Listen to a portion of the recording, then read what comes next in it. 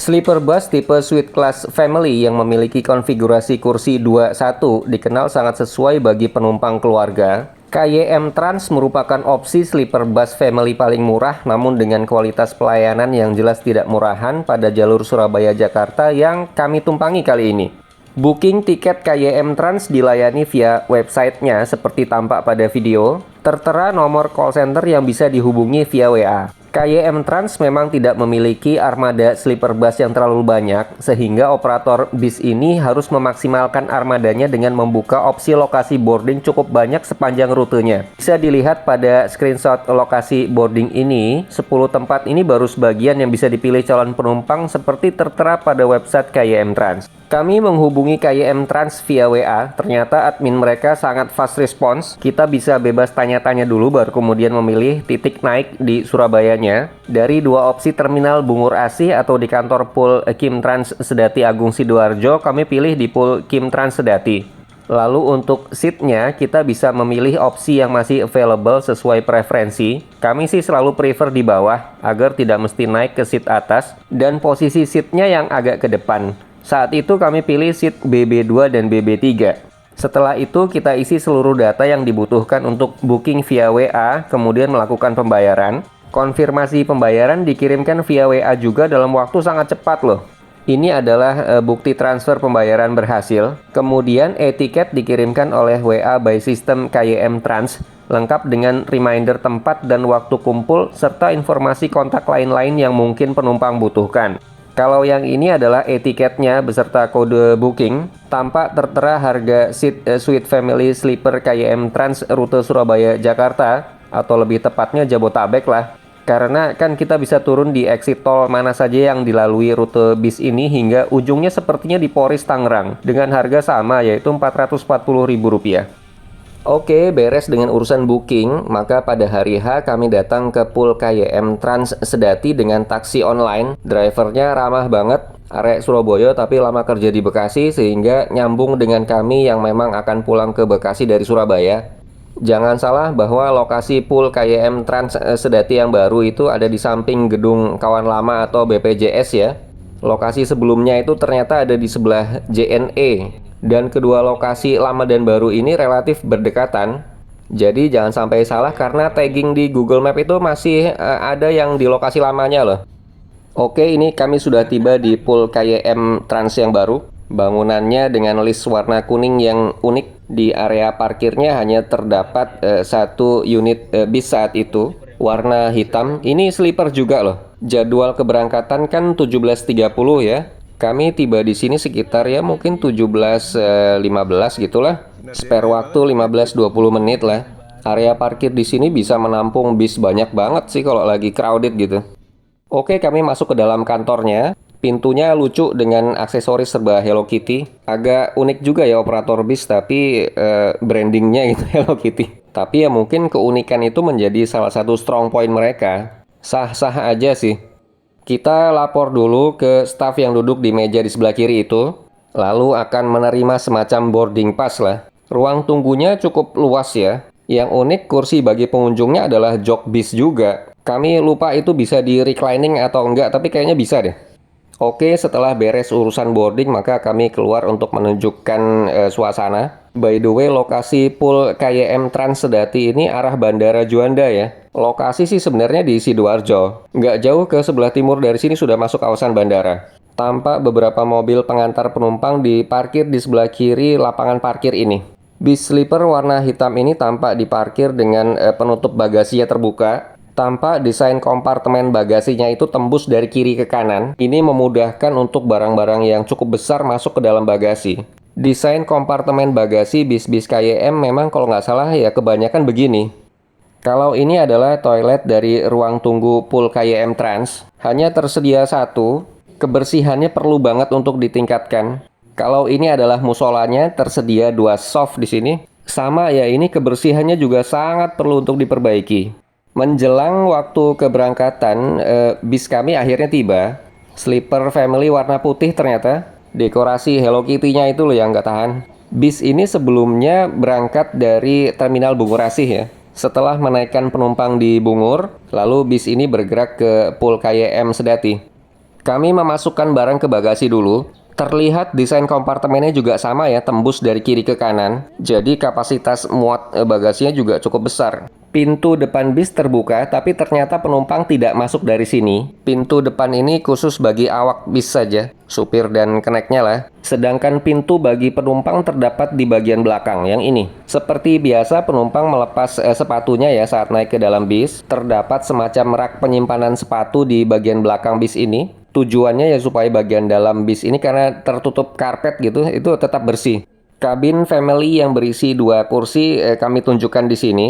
Ini nyaman banget loh guys, karena bisa benar-benar tiduran sambil rebahan gitu. Kalau pengalaman kami sih kursi sleeper dari berbagai macam operator bis itu hampir-hampir sama. Di baris sebelah kanan berisi 2 kursi, sedangkan kabin di sebelah kiri berisi 1 kursi. Ini lebih sesuai bagi Anda yang memang berangkat sendirian, karena bisa lebih privacy di kabin Anda.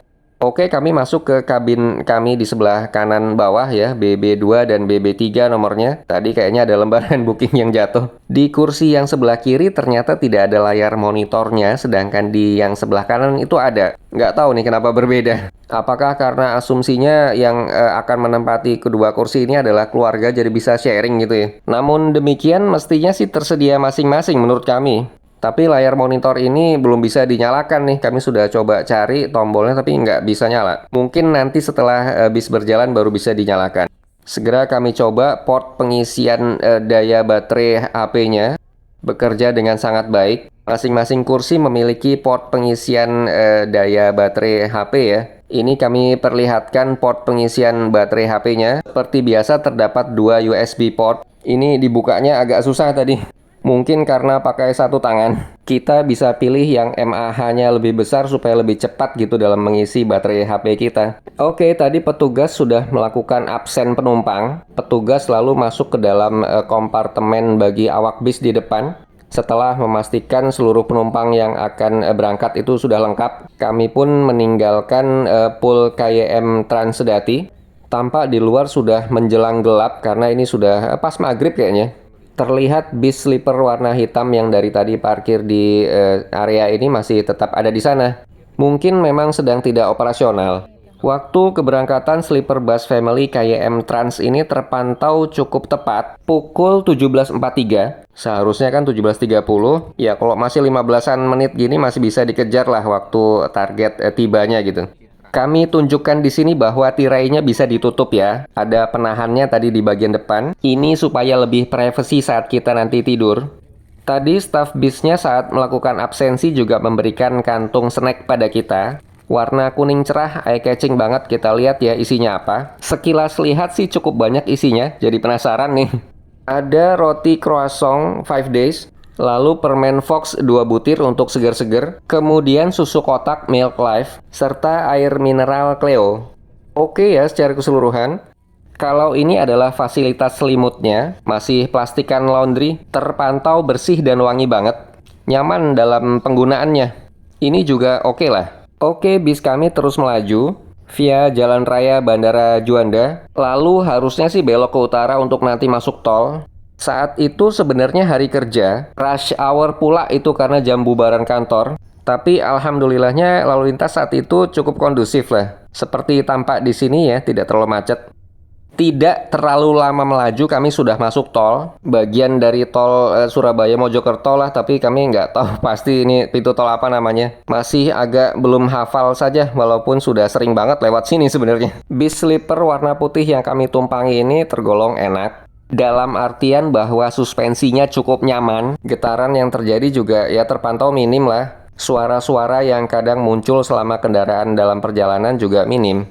Ini adalah saat kami melintasi gerbang tol Warugunung, salah satu pintu tol utama di segmen Surabaya Mojokerto. Selepas pintu tol Warugunung ini, bis KYM Trans kami beberapa kali keluar tol untuk menjemput penumpang yang memang akan naik di beberapa pintu tol tersebut. Sesuai informasi di bagian awal vlog ini ya, bahwa KYM Trans ini memang bukan point to point. Karena untuk memaksimalkan armada yang ada, maka penumpang masih bisa naik di beberapa pintu tol lain. Tapi meskipun demikian, tidak akan lama kok proses menaikkan penumpangnya. Karena memang didesain agar bis keluar pintu tol, penumpang sudah menunggu di pintu tol tersebut, lalu bis langsung berputar masuk lagi ke tol. Contohnya saat menaikkan penumpang di gerbang tol Mojokerto Barat ini. Saat itu adalah pukul 18.32. Ini terlihat ya, kami menunggu di pinggir tol, sembari penumpangnya dalam proses naik. Maka itu tidak mengherankan jika dari Surabayanya sebenarnya masih cukup banyak kursi yang kosong. Tapi kemudian satu demi satu terisi oleh penumpang yang naik kemudian, seperti mas-mas yang itu di depan ya, masuk ke kompartemen di depan kami. Total 2 orang yang naik dari pintu tol Mojokerto Barat ini. Sebagai contoh saja ya, karena setelah ini bis masih 2 atau 3 kali lagi keluar tol untuk menaikkan penumpang. Overall, prosesnya cepat, jadi tidak masalah sih. Tapi ya akan sangat membantu penumpang, karena kan yang naik di Mojokerto misalnya kan nggak harus ke Surabaya gitu. Oh iya, terlihat bahwa kami bisa meletakkan botol air mineral di tempat di dekat jendela. Ada semacam botol holder lah. Tapi bagi penumpang yang duduk di kursi lorong ini nggak ada botol holdernya. Mana di kursi lorong ini nggak ada entertainment modulnya lagi. Ini fasilitasnya jomplang. Padahal hanya antara 2 kursi yang bersebelahan loh di dalam kompartemen yang sama. Jika untuk keluarga yang bisa saling sharing sih nggak apa-apa ya. Problemnya adalah untuk orang lain nih yang kebetulan duduk di dalam kompartemen yang sama. By the way, tadi kami sebutkan bahwa harga tiket Suite Class Family Surabaya-Jakarta KYM Trans ini kan termasuk salah satu yang termurah, 440.000 gitu ya. Sebagai pembanding, harga sleeper bus family rute yang sama antara lain, Sinar Jaya punya Suite Class Family rute ini dengan tiket 400.000, konfigurasi kursi 21 ya. Sedangkan Sinar Jaya Suite Class-nya yang 11 itu 480.000. Dari informasi yang kami dapatkan sih untuk Suite Class Family konfigurasi kursi 21 di jalur ini selain KYM Trans hanya Sinar Jaya yang punya. Kalau untuk pembanding Suite Class Sleeper Bus konfigurasi 11 selain tadi Sinar Jaya yang sudah kami sebutkan, terdapat pilihan POA Gramas dengan tiket Rp550.000 per kursi, serta satu lagi Mutiara Express dengan tiket Rp525.000 per kursi. Tapi ini masih di Red Deal ya. Red Deal itu ya semacam program promonya Red Bus lah. Harga tiket normalnya tercatat Rp615.000. Sleeper Bus Suite Class konfigurasi kursi 11. Pada video tampak ketika kami keluar tol lagi untuk menjemput penumpang, gerbang tol Bandar ini di Jombang ya. Oh ya, sedikit catatan mengenai tadi perbandingan harga tiket. Mungkin komparasinya memang tidak apple to apple, tapi setidaknya bisa menjadi patokan awal. Karena harga tiket bisa ditentukan pula oleh kondisi bis, layanan, kemudian makan malamnya, dan sebagainya gitu ya. Sekali lagi kami nyatakan bahwa mungkin tidak bisa apple to apple 100%, tapi bisa menjadi patokan awal saja lah. Untuk layanan makan malam bis sleeper KYM Trans, kami keluar di rest area KM 519B Tol Solo Ngawi. Masuknya ini wilayah Kabupaten Sragen, Jawa Tengah. Kami terus terang belum pernah mampir ke rest area KM 519B ini sebelumnya. Ukuran rest areanya sepertinya tidak terlalu besar, tetapi yang membuat kami kaget adalah fasilitas di rest area ini ternyata lengkap banget loh. Tadi saat baru masuk kami sudah melihat musolanya di rest area ini yang cukup besar dan terlihat bersih gitu ya. Lalu di dalamnya pun ternyata cukup ramai loh. Banyak bis antar kota dan truk juga yang mampir di sini.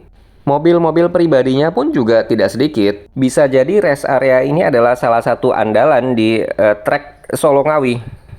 Ternyata bis KYM Trans ini berhenti di rumah makan RBT namanya, rumah makan Jawa. Demikian at least yang tertulis di bagian luar bangunan resto RBT-nya. Ini bangunannya tuh agak kayak joglo gitu ya. Ini dia tampak luar bangunan restonya, tertulis RMRBT Resto Jowo 519B.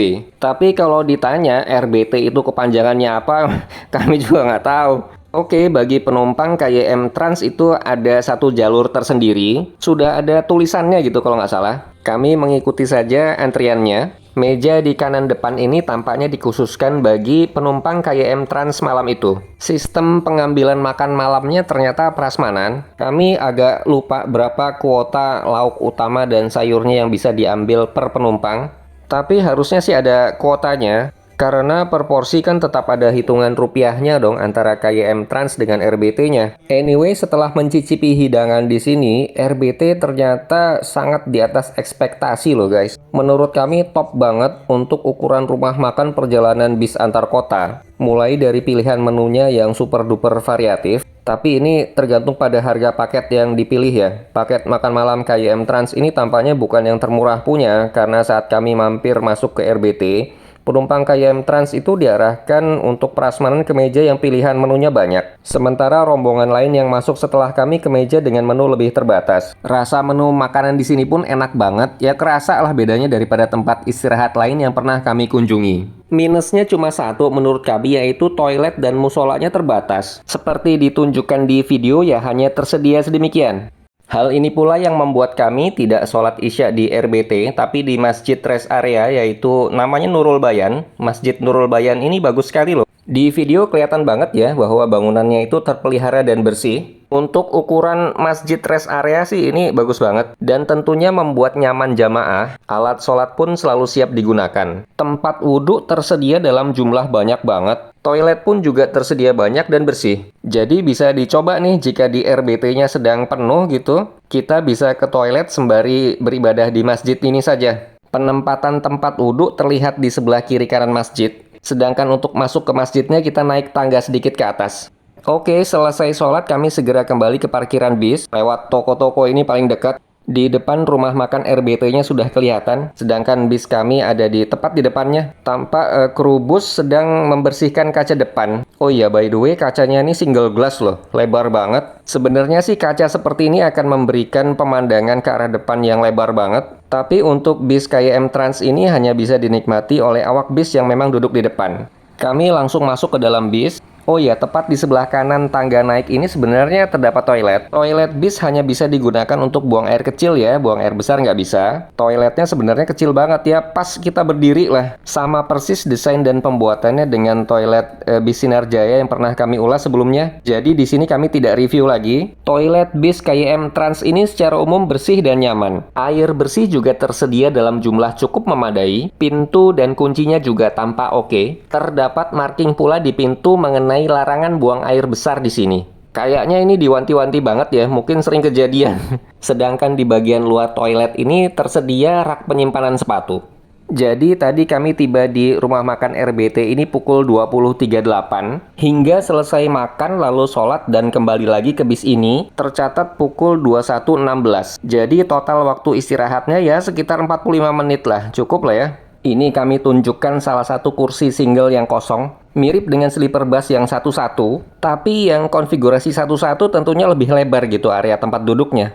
Bis meninggalkan rest area pada pukul 21.20. Ketika itu entertainment modul di depan kami tiba-tiba menyala. Kayaknya sih diaktifkan oleh awak bus, tapi di sini ternyata berbeda dengan yang waktu itu pernah kami alami di Sinar Jaya konfigurasi satu-satu yang sleeper bus, bukan yang family ya. Kalau di Sinar Jaya itu sudah di pre-program gitu entertainment modulnya. Jadi kita tinggal memilih file apa saja yang ingin kita mainkan dan tidak perlu loading lama-lama gitu ya. Kalau yang di sini ketika itu kami tidak berhasil mengoperasikannya, somehow ya nggak tahu kenapa. Akhirnya notif pada entertainment modulnya itu menunjukkan no internet connection. Nggak tahu juga maksudnya apakah entertainment modul di sini membutuhkan sambungan internet dari masing-masing penumpang. Karena kalau begitu kan sama aja kita nyetel masing-masing di HP ya. Ya sayang sekali karena saat itu kami nggak berhasil mengoperasikannya, ya kami matikan lagi. Sholat sudah, makan juga udah beres, berikutnya ya tinggal tidur. Dan karena benar-benar rebahan, jadi tidur di sleeper bus itu nyenyak banget. Pengalaman kami selama ini sih selalu begitu. Pas ngelilir, bis ternyata sedang keluar di pintu tol Subang. Nggak tahu juga nih kenapa keluar di sini. Mungkin karena ada penumpang yang akan turun. Ya karena saat itu sedang nyenyak-nyenyaknya tidur sih, jadi nggak ngeh gitu. Waktu saat itu menunjukkan pukul 2.25. Not bad lah ya, mengingat pukul setengah 10 malam itu kami masih berada di Sragen. Terlihat dua bis lain juga keluar tol di samping kanan kami. Sepertinya melaju beriringan keduanya. Di sekitar pintu tol Subang ini kan cukup banyak rumah makan bagi bis-bis antar provinsi gitu ya. Jadi nggak heran kalau cukup banyak bis yang keluar di sini. Nanti masuk tolnya lagi pun juga bisa cepat karena nggak jauh gitu keluar dari tolnya. Oke, terlihat di sini bis masih melaju di seputaran pintu tol Subang. Kami pun juga bersiap-siap akan tidur lagi. Masih sempat memperhatikan sejenak sih bisnya berputar balik, lalu akan segera masuk lagi sepertinya di pintu tol Subang ini menuju ke arah Jakarta. Terlihat di sini bisnya belok kanan untuk masuk ke dalam tol kembali. Oh iya, mengenai AC di dalam bis KYM Trans ini, AC-nya cukup dingin. Kalau merasa terlalu dingin, lubang keluaran AC-nya bisa ditutup. Tapi kan juga kita diberikan selimut ya. Setelah tadi terlelap kembali, kami terbangun mendekati gerbang tol Cikampek pukul 3.06 ketika itu. Kalau sudah di Cikampek sih kami sudah nggak tidur lagi. Karena mestinya sih nggak lama juga sudah sampai di Bekasi. Mengingat juga jalan tol Jakarta Cikampek ketika itu sedang lancar jaya. Bis kami akhirnya keluar tol Bekasi Timur pada pukul 3.53. Kalau di tiketnya kan sebenarnya tertera pukul 2.37. Tapi aktual mendekati pukul 4 ini lebih kami prefer. Karena kan sudah lebih ramai. Kalau di sini sih tinggal nyebrang jalan saja menuju ke Alfamart dekat pintu tol Bekasi Timur. Lalu order taksi online. Beberapa driver justru memang mangkalnya di Alfamart ini. Ketika itu kami order taksi online lalu tiba di rumah menjelang azan subuh. Demikian kurang lebih experience kami menumpang KYM Trans Suite Family rute Surabaya-Jakarta. Semoga bisa menjadi referensi dan goodbye for now.